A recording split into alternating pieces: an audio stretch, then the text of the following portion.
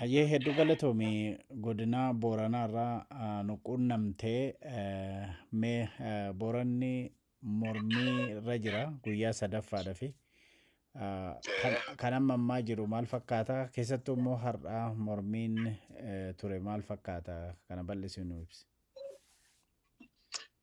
Akkuma beekamu mormiin eegal guyyaa adoolessaa 20 irra jalqabee guyyaa sadaffaarra jirra. Hiriirri guyyaa akkuma jalqabe irratti yaabaloo irra jalqabee godina Booraan Bahaatti babal'atee har'a guyyaa sadaffaa fi godina Booraan Bahaa jalaatti akka fakkeenyaatti aanaa Areeroo akkasumas aanaa Waacillee aanaadhaas jalaatti Gandugumii Gaayoo dabalataan godina Booranaa jalatti aanaa Elwayyee aanaa Jilloo fi magaalaa Bakkee akkasumas magaalaa Diidara yookiin Dambalaa Bacanaa jedhamtutti ba'aa ture.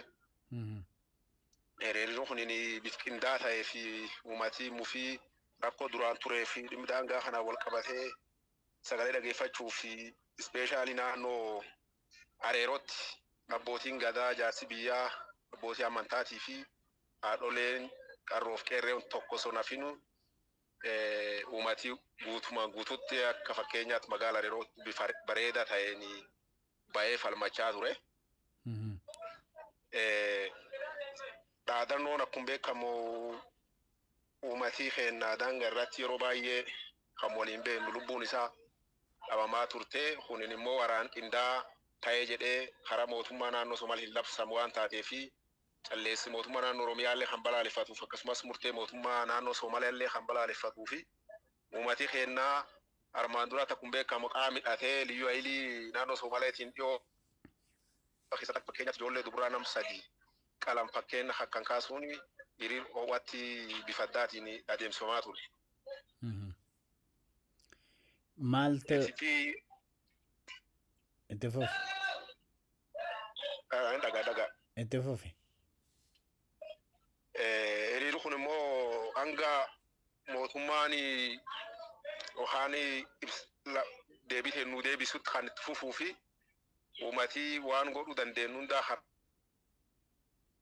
hundaanuu akka itti deemnedha. Hiriira dhaabbataa yookiin har'aaf bora baamee dhaabbatoo hin taane hiriira itti fufiis qabuu fi bifa qindaa'aan taane akka gandaa fi hanga gandaa gabbu'ee hiriiruuf deemu fi akka guutuu Oromiyaatti yoo danda'ametti Oromoon hundinuu bira dhaabbatteetti waraanurraa rabsama kana akka nuufi sagalee taatu waan jedhuun uummatii itti fufiinsaanii hiriira adeemsisaa jira.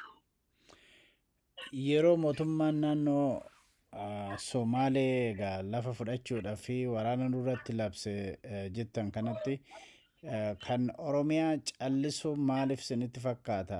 Ammam uummata mufachiise?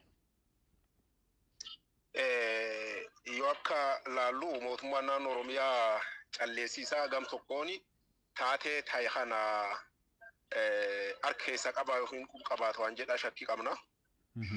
Yeroo lafti akkuma beekamniiti yeroo niitii tokko mootummaan bira dabarsee fudhachuuf labsi baasutti mootummaan naannoo Oromiyaa calleessuun isaa quba qabaatee yookiin wanti faayidaan addaa waliin bichisiisanii laftana dabarsanii kennuuf deemu waliigalteen akkasii karaa dhosaatiin deemu waan jiru ilaalcha akkanaa shakkii qabna.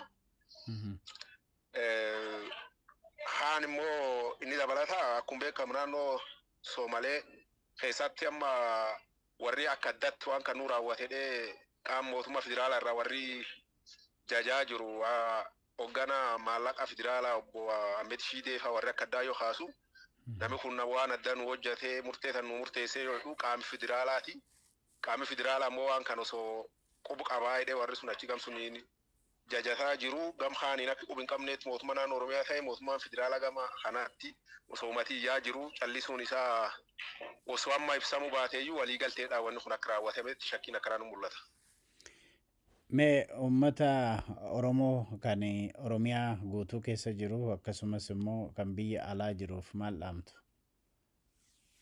Wanni dhaame yoo jiraate waraanni kun waraana mootummaa naannoo tokko uummata kanarraatti labsu kun waraana yookiin mooyyalee yookiin Booranaa odoo hin taane akkuma beekamu daangaan kun aanaalee tokko tokko tuqee haga mooyyalee irra jalqabee Baalee Ba'aa Harargee cinaaksa cina naannoo biraatu aga affaarii waan deemu waan taateef waraanni kun waraana sabaaf sablammoota hunuma dura waliin jiraatu bifqindaa waraana irraa rabsamu waan taateef uummatii Oromoo haa biyya alaa jirtaniif bishee jirtanillee dhimmi kun dhimma master pilaanii Finfinneetii gadi waan hin ta'inii fi akka nu bira dhaabbattanii nu gargaartanii sagalee nu taatanii jedhettiin dhaama.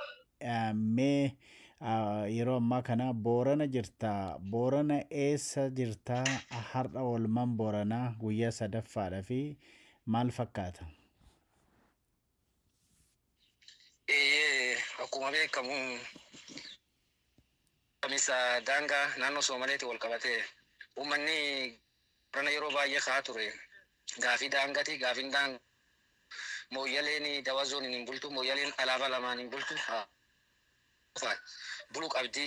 Kanaaf nu uummatni Oromoo tokkoon buluu qabna malee alaabaa lamaan hin bullu jennee duraanuu gaafachaa turre.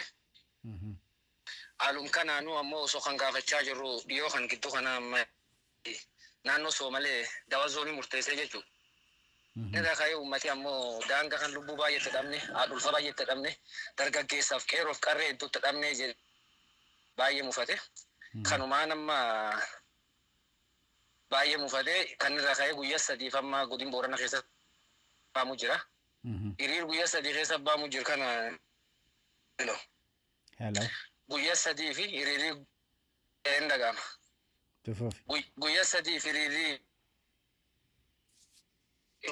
godina Booranaa kan cufa aana Ilwayyee Mooyyal bakkee Borbor dirree aanaalee kan hundi irraa bifuma wal fakkaatuun geggeeffamaa oole. Sammoo ganamaanii aanam yoo magaalitti lolaa keessatti dhaadannoo akka akkaatiin lafeteenna lafteen dabarsinee hin kenninu lafa jira lubbuutti dhabee lafa du'a lubbuutti alaabaa mootummaa naannoo Somaaleetiin. Kanaafuu labsiin mootummaa naannoo Somaalee naannoo Oromiyaa deebii kennu qaba. Sun ta'uu baannaan ammoo nu cimsinee balaaleffannaa qaama akkasuma naannoo Somaalee waacilleetti dubartii harmirra kuttee turte.